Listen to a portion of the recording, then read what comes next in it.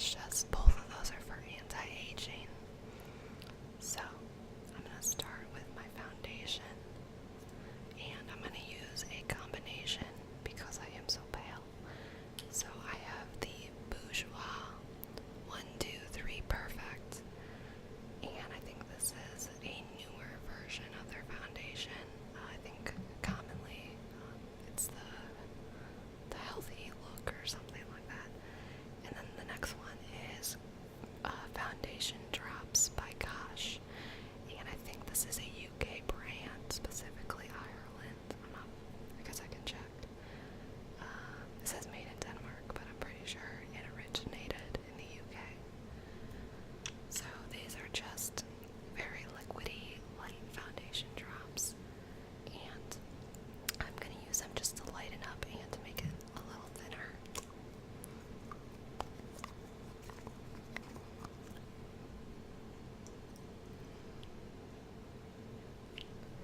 I also kind of like to pile on a lot of product and just kind of remove it later if I need to. I don't like to build it up, but just, smother it all on.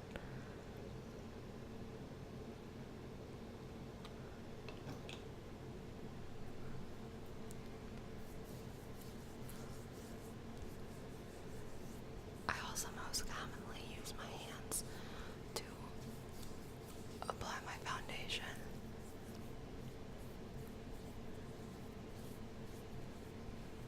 I sometimes use a beauty blender, and I sometimes use a little buffing brush.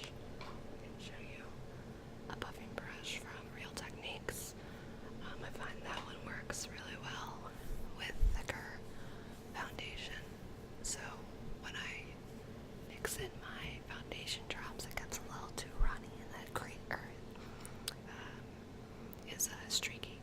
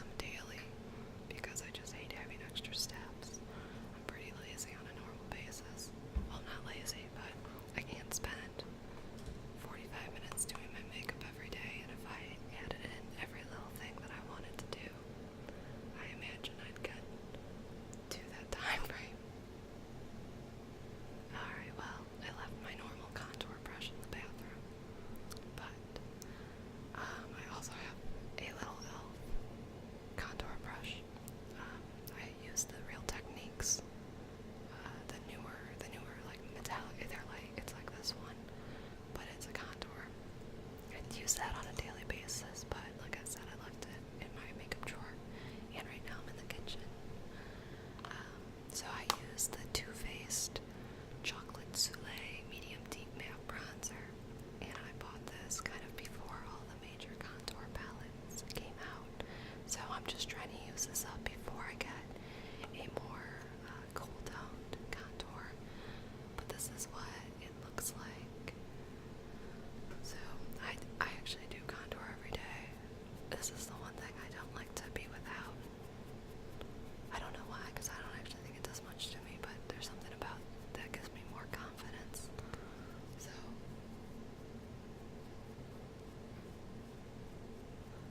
also sometimes I'll use a very small, or what I consider a very small blush brush if I want more of a natural, lighter contour. But since we're on camera here, I figure we can go with a deeper one. I also like to contour the bottom of my chin, make it more triangular, which is not showing up in this lighting nearly as good, but there is a noticeable difference. And then I also go to my nose, and I don't particularly care for the straight lines. I really just try to get it a little darker, as opposed to getting a optical illusion with lines, or very, very definitive lines. I do contour the end a little bit, not much, because I don't really mind my nose shape.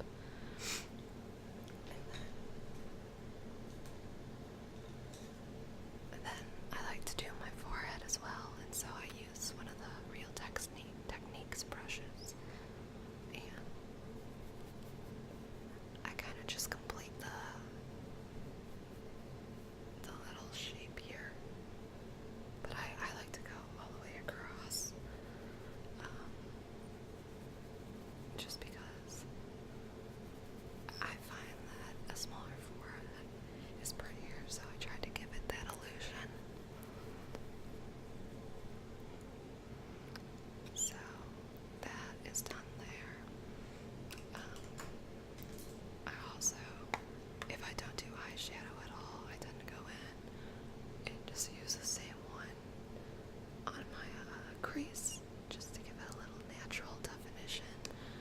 Otherwise, I'll use a more slaty gray eyeshadow, which I think looks more natural than this, but if I'm in a rush, I don't really want to dig through all the containers and pull out one more product. So that's my contouring.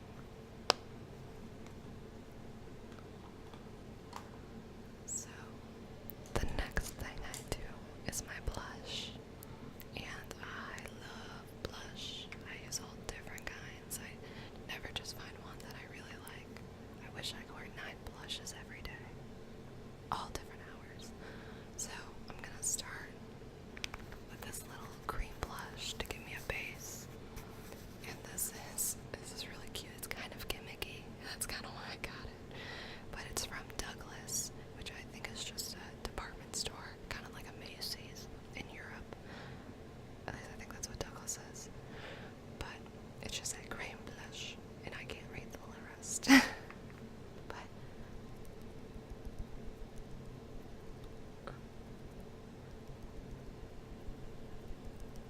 I just start by dabbing it on my cheeks, and this is just kind of a light nudie coral color. I wouldn't say it's that colorful necessarily, but I'm going to go back in with a topper, and I'm going to use the Tarte Amazonian clay in Sweet, and this is also really beautiful on its own, but I think it's nice because it has a little shimmer to be more of a topper. I got this in a little gift set that I bought myself as a present for passing a big test at work. I know I have tests at work, and it came with this and a few other products that I actually have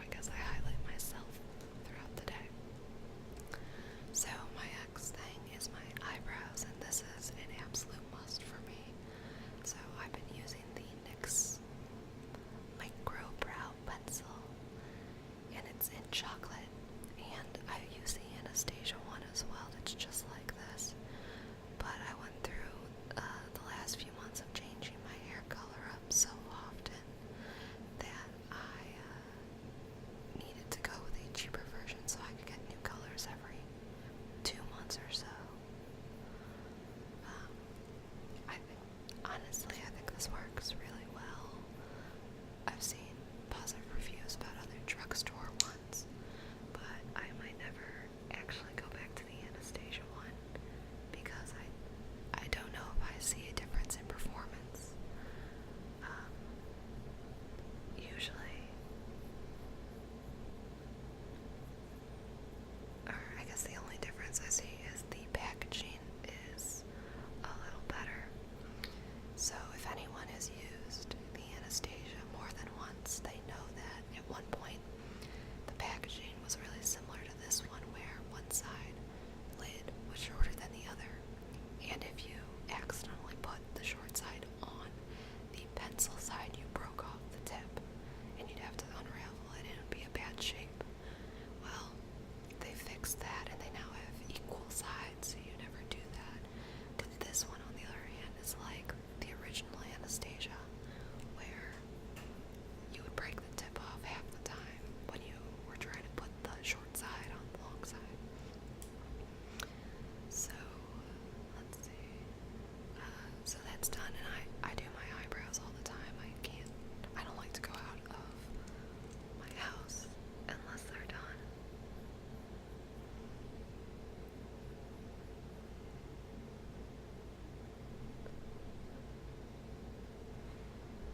Alright, so I don't wear eyeshadow that often. I don't know why, I guess I just don't like that emphasis necessarily, but I bought a new palette recently, and I got it at Nordstrom's Rack, that's why I bought it, but it's Too Faced, the Love palette, and it's based on like love letters, so the inside is super cute. This is what these shadows look like, and I don't actually love them because they're so sparkly, but they're pretty fun and you can do cool things with it if you choose to.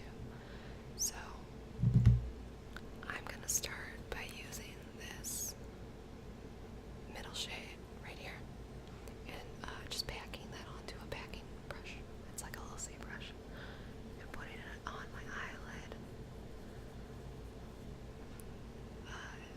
Actually, these colors aren't too bad since I have blue eyes. The greens and the browns and gold colors actually pop with my eye color pretty well. It's just the pink ones that don't do much for me, but they're pretty fun and they're really nice. What I can say about this palette is that everything has a nice quality and creaminess to it, and I've never really dealt with eyeshadow that I thought was bad until recently, and all of a sudden I understood what everyone says when, oh, this has good coloration and this has good creaminess, because I had horrible coverage, horrible coloration, and it didn't stay, and I was shocked. So then I'm gonna, let's see, what brush? So I'm gonna use a little, it's from Sigma, it's a shader lid, but it's a little mini that I was just trying out. But I'm gonna take a gold and put it more in my inner corner, kind of blending it out with that peachy color, just to give it a little more dimension. And this one I'm using is quite sparkly, so it might look like I'm going out on the night already, but I am not. So then